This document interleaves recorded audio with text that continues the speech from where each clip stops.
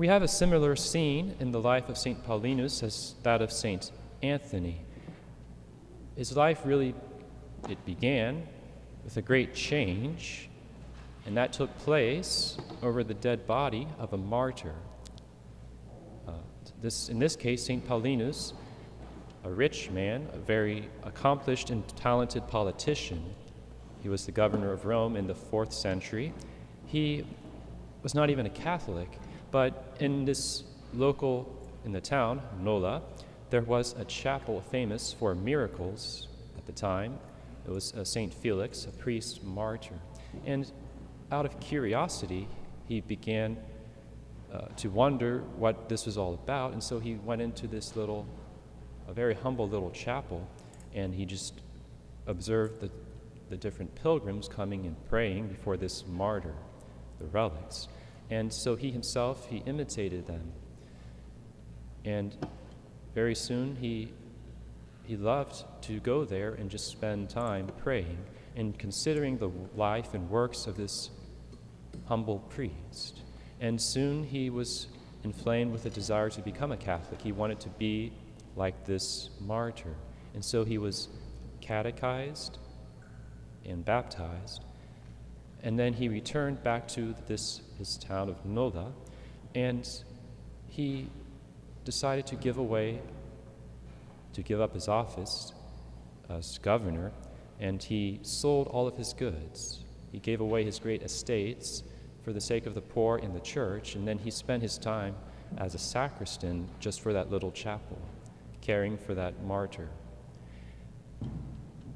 Later on, he became a hermit. He wanted to live a life as a hermit so he could be he had more time for himself and to pray.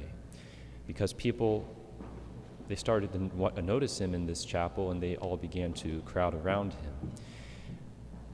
Well, he tried to be a hermit for some time, but soon enough, he was forced to become bishop of that town in Nola. And so he had to accept, and he was, of course, edifying and wise in his government of the church.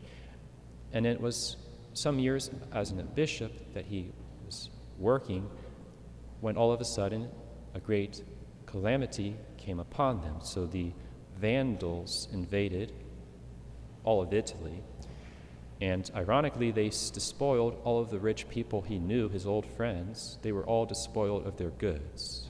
The same people who mocked St. Paulinus for giving them up.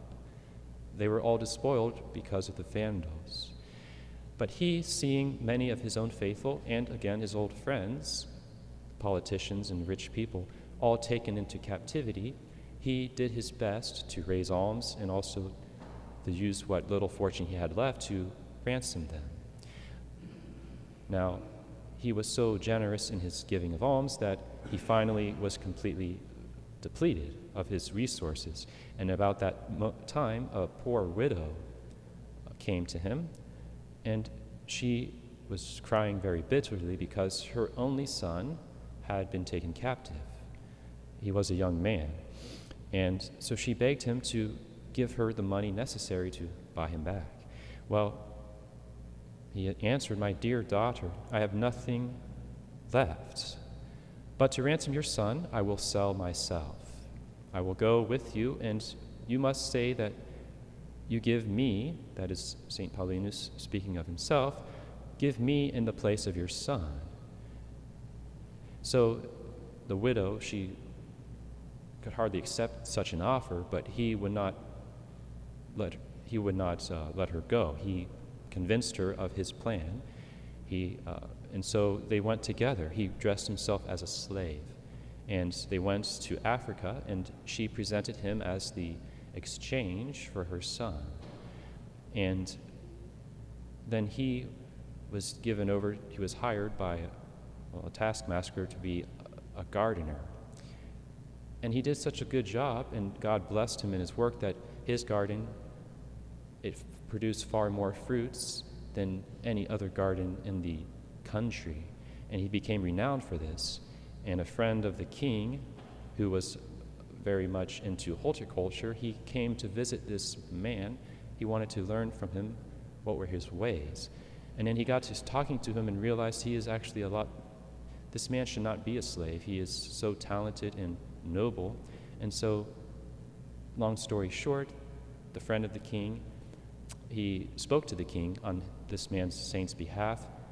The saint was offered freedom, and he took with him, he would not leave without all of his friends from Nola, that town. He asked the king to free everybody, and so it was.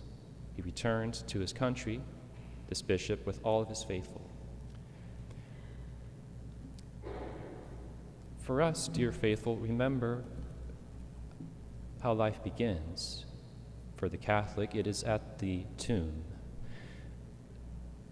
For St. Anthony, the relics of martyrs. For St. Paulinus, it was St. Felix, the martyr priest. For us, for everyone, it is our Lord Jesus Christ in the tabernacle. There's an interesting reference in this story. I will end with this to give you a thought. So, St. Paulinus gave himself as ransom for the only son of a widow, and then he became a gardener. Our Lord Jesus Christ, if you recall, he took on human flesh. He died to ransom mankind. The widow is Our Lady. She, asking for the salvation of us, her children, she presented Jesus Christ, her son according to the flesh, to exchange, and he died on the cross in that exchange in order to free us, to give us life. St. Mary Magdalene prayed at the tomb on Easter Sunday, and our Lord came to her as a gardener. His death has brought great fruits to all of us.